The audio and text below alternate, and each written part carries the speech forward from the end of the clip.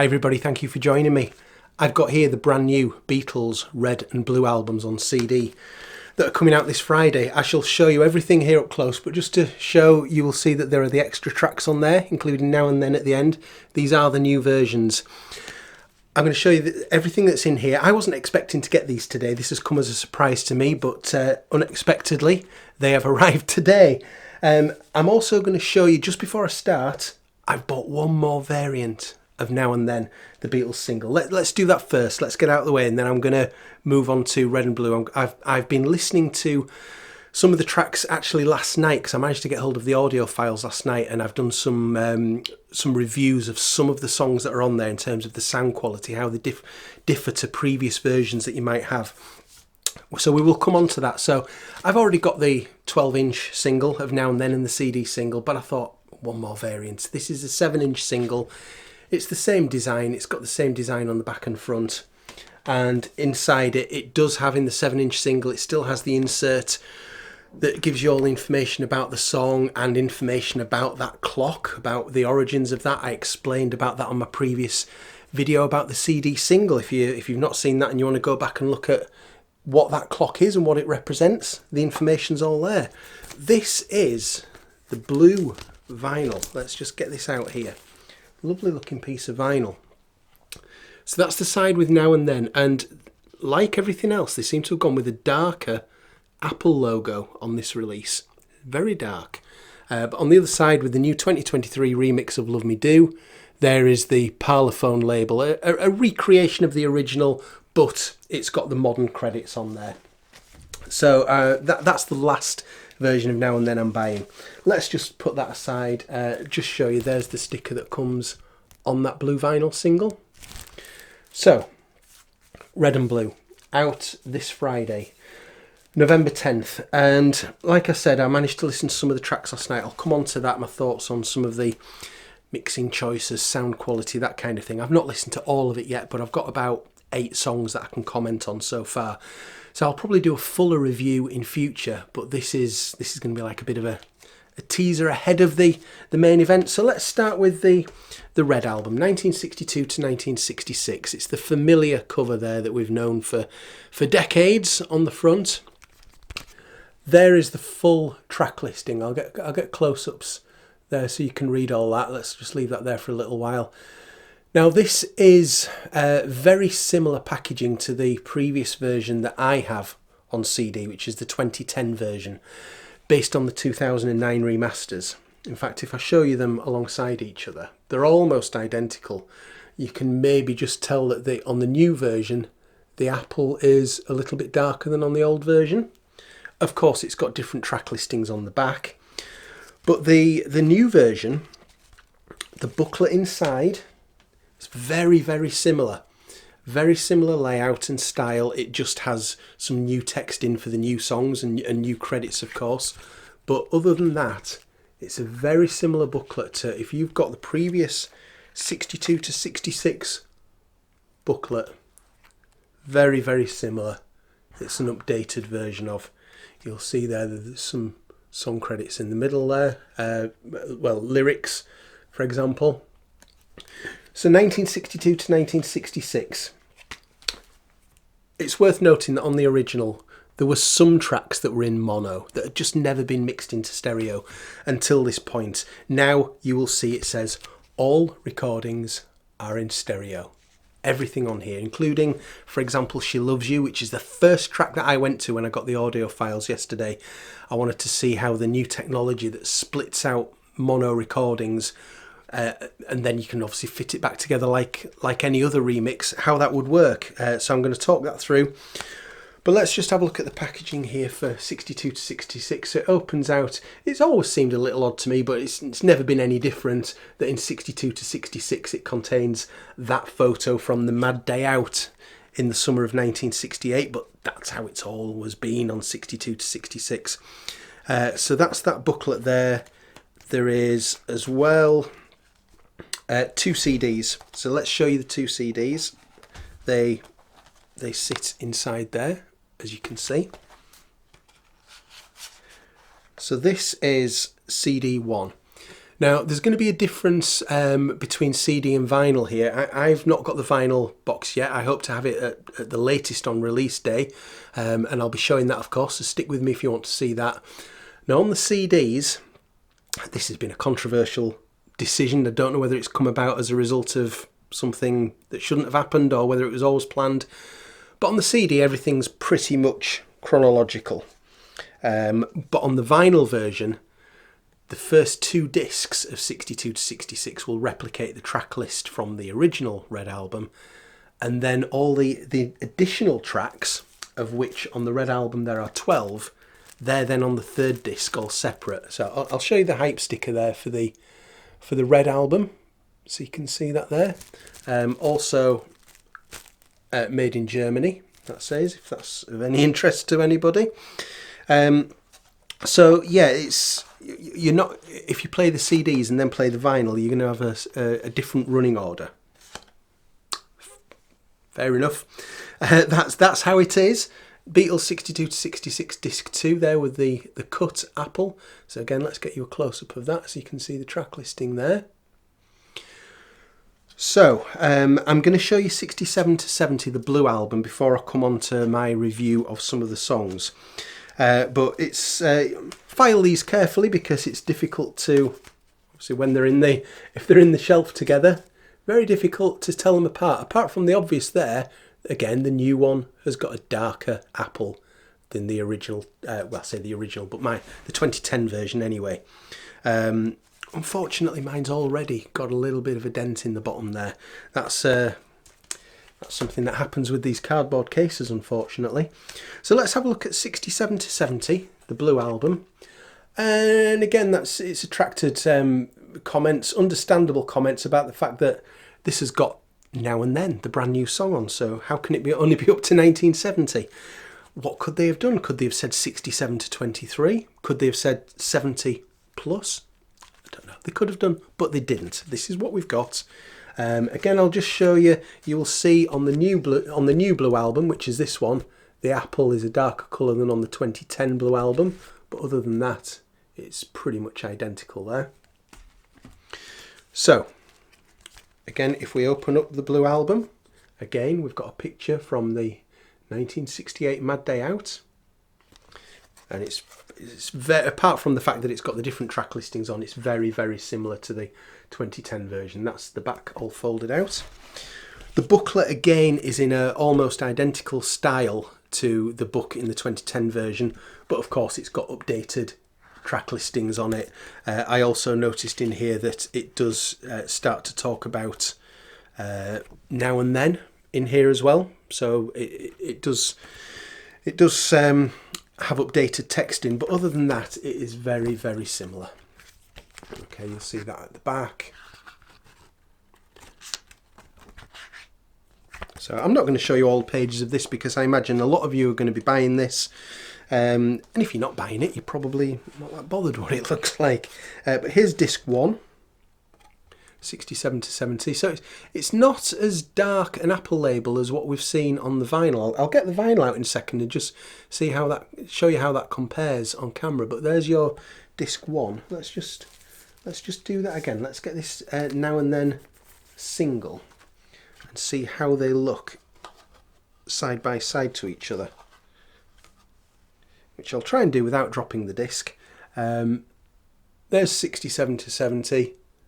There's Now and Then. You can see it's a darker label on the vinyl. That's just how it's been on this release. So that's disc 1, disc 2, and then we'll start talking about the actual songs that are on here.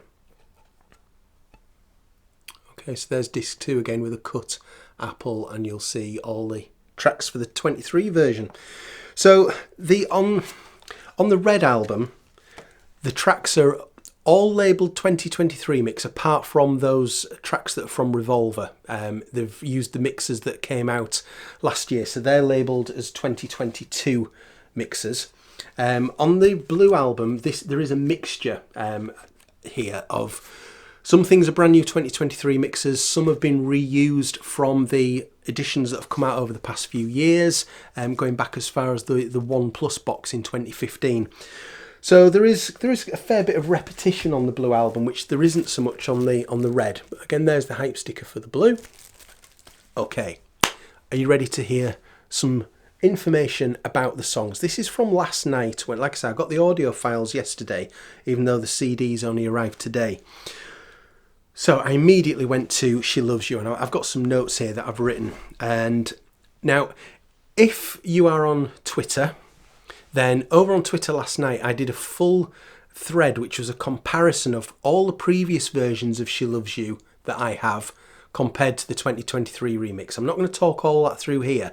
What I will do is the remix I'm going to talk about here, I'm going to compare to the UK mono single mix. I'm comparing CD to CD here as well. So I'm talking about the original mono mix that's in the 2009 Beatles in mono box set is what I'm comparing to. So that's what I'm comparing to. My immediate thought is that Ringo absolutely slams on this when he comes in. She loves you, yeah. That though the toms and the snares sound fantastic. Giles has talked about this in some interviews about how they were able to, with the current mixing, they were able to bring the drums to more like what they would have sounded in the studio, rather than some of the limitations that were imposed on them back then as to what they could actually get onto the disc. But yeah, Ringo slams his toms and snare, far more impact in the mix. The vocals, compared to the UK mono mix, I thought were slightly less prominent here.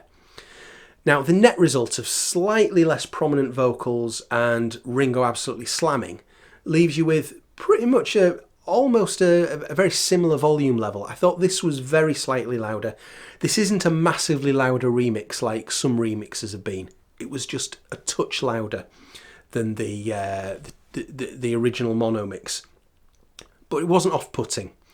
So this is not as trebly as the mono mix. I thought there was more mid-range here, and George's little guitar fills that he does all the way through, they sit higher in the mix. You can pick those out more clearly. They sound really nice. John's rhythm guitar, it's got its own very defined place. Instead of it just being sort of in with everything else, you can really pick out John's rhythm guitar part to hear his strumming, and really, that's really nice. Paul's bass, whilst on the Love Me Do remix, I think the bass does seem to have been cranked up a bit. Didn't feel that way to me here. Just to clarify, I was listening through a really good set of headphones, not little earplugs, but some really nice open back headphones. So I was getting a good sound here. Paul's bass seemed to me to be similar in the mix to the original mono. Overall, a very, very good remix, I thought, using this technology, and it's really showing off what the MAL technology can do to take a mono recording. Even last year with, for example, She Said on the Revolver box, there was a lot of criticisms, from me included, about how it handled the guitars. Now, whether this is a simpler recording and it's easier for it to deal with, or whether the technology's improved again, I don't know. But I was really happy with the She Loves You remix. So then, like I say, I put a more full detail of comparisons to other versions on Twitter last night.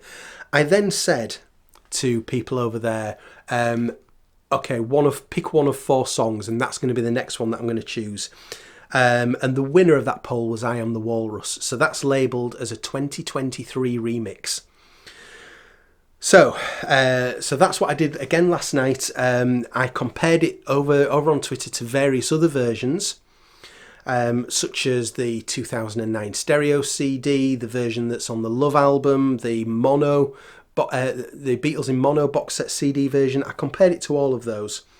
So the 2023 remix, I Am the Walrus, even though the intro starts in the left, like it does on the original stereo version and on the Love version, on those other 2 versions there, it sounded really odd through headphones. It felt like it was in a weird place. This felt natural. This sits better in stereo, even when something's just in one channel, I found. When the strings come in, the cello was much more prominent, I thought, so it gave it a nice bit of weight to it. And then during the first I Am the Eggman, I Am the Walrus, there's some swooping strings and they are really shown off nicely here. Again, they come through much better in this mix. It's a very clean and defined mix, is I Am the Walrus, and if you're somebody who likes to pick out elements of a mix really clearly, then I think you're going to love a lot about this remix. I thought John's voice was more prominent than in the Love version from 2006, so that version has had a lot of love over the years. It's a very well respected mix that's on this album. But I found, like I say, John's voice more prominent. I thought the orchestration just worked better on this new remix. The orchestration break that's in the middle, that leads up to the Sitting in an English Garden part, I thought it was properly balanced across the stereo image. Again, on headphones, it didn't sound as though it was weirdly in one place. It was a nice balance. On both the 2009 stereo and the Love version, I thought it was unsettlingly to one side, and wasn't ideal through headphones. It sounds great here. So like you say, like I said, if you like remixes that show elements of sounds off nicely, I think you're going to love a lot on here. I think it's an improvement over the Love mix. I thought it was clearer. The Love mix, when I went back to that, sounded a little muffled in comparison. The one weird thing with the I Am the Walrus mix that I think is going to take a bit of getting used to is at the end where you hear the radio come in and sort of switching between the radio stations. It's very high in the mix, so much that it seems to almost drown everything else out. That was a little bit unexpected. See what you think when you get yours about that. See how you like that. So they were the two songs that I've concentrated on mainly so far, but I did spend some time with about half a dozen others. So I'm going to give you some briefer notes here of what I thought on sort of first impressions and comparing it to other versions. So I specifically went to the ending of the new 2023 remix of Please Please Me, because if you're familiar with the stereo version of the Please Please Me album, you'll know that the end of that song is an absolute mess. It really is. It just all goes into one big reverbed mess, and it's very difficult to listen to properly. So I wanted to hear how that sound. My first impression was it's just about fixed. It sounds right. And then when I listened to it 2 or 3 more times, I thought, no, I think it actually is properly fixed. Just my brain was not used to hearing the end properly in stereo. So I think that once I get more used to that, that's going to sound really good. So you can hear sort of a couple of different vocal parts doing different melodies, trading off each other. Almost like a little bit like at the end of God Only Knows that followed a few years later. But that sounded nice, and it's fixed now in stereo, so I was pleased with that. I then very deliberately went to A Hard Day's Night because I'd heard Giles Martin, this is one where he'd been talking about he'd been able to really bring things out in the mix that were always there, but you couldn't really hear properly. Now, some people might get alarmed at that and think, oh, he's just made everything louder. I'll come on to that in a second. My initial impression of A Hard Day's Night was, I hope you like bongos. Wow. It's noticeable in the original stereo mix and much less so in the original mono mix, but after the ching initial chord and the singing comes in, Ringo's just banging away through the verses just constantly on bongos, and it's really noticeable in this mix. So that's going to take a little bit of getting used to, but like I say, it's always been there, but just not as noticeable. So yeah, I hope you like bongos. John's got a really sort of, his rhythm guitar on this is a very sort of chopping style, and again you can pick it out much more clearly on this than you can in the other mixes that I've got. So you've got Ringo's bongos in the right channel and John's rhythm guitar in the left channel, making a nice sort of balanced image, but you can really tell John's guitar a lot clearer in this. So is it a case that Giles has just cranked everything up? Well, no, I don't think it is. If you look at this waveform that I took of A Hard Day's Night, you'll see it's clearly limited. Everything cuts off at a certain level, but there's still a lot of dynamics within there. It's not a complete brick wall like a lot of remixes are. So I was quite pleased to see that. I then went to Yesterday because I'd heard that there was going to be stereo string section, which we've not had so much before. So I compared this mainly to the Love version because I thought, well, that's the most recent mix. How will it compare? With the Love stereo, with the Love version and the Help 1965 stereo album, the strings were on the left and the guitar was on the right, Paul in the middle. Here it's changed. You've actually got violins in your left ear, cello in your right ear, and Paul and his guitar in the centre. So again, it's the strings are really nicely balanced. Rather than all the strings there and all the guitar there, it's strings, guitar and vocal. So that's nice, and it sounds absolutely as clear as a bell. I mean, I thought they'd done a great job cleaning it up before. For example, Love. This sounds cleaned up again. It really does sound good. Nowhere Man. So I specifically wanted to go to something from Rubber Soul because obviously this is the big preview for Rubber Soul tracks for hopefully a box that will come in the future. So I went to Nowhere Man. Now the vocal harmony intro, he's a real nowhere man, but sung better than that. It's very similar placement in the stereo mix to the Yellow Submarine song track version, that came out in 1999. I wondered whether Giles had deliberately copied that, maybe kept it the same as that. But this doesn't have the reverb that has. That still has a fair amount of reverb. Not as much as the George Martin 1987 mix, but it still has a bit. This is much cleaner. Very nice opening. This is one where I think some people will find the bass a little bit high for their taste. It was borderline for me. I like a lot of bass. It was borderline here. There was also something that I couldn't quite put my finger on about Ringo does a drum fill at the end of the guitar solo, and it seems to be almost in 2 stages here. So I went back to the stereo mono versions, and it just sounded like a nice drum fill. Here it's like almost in 2 stages. So that wasn't something I wasn't expecting. The vocals on this are very nicely in the mix, higher than in the 1965 stereo mix. So overall, this is one that I think there'll be some ranges of opinions, I think, on Nowhere Man, mainly because of the bass. Is it a bit high for some? You make your own mind up on that, but I did notice it. Now, although I haven't done a full listen yet of Back in the USSR and Dear Prudence, because yes, folks, Dear Prudence is in this version of the Blue Album, wasn't previously, I wanted to know whether it would go straight into Dear Prudence like it does on the White Album. No, it doesn't.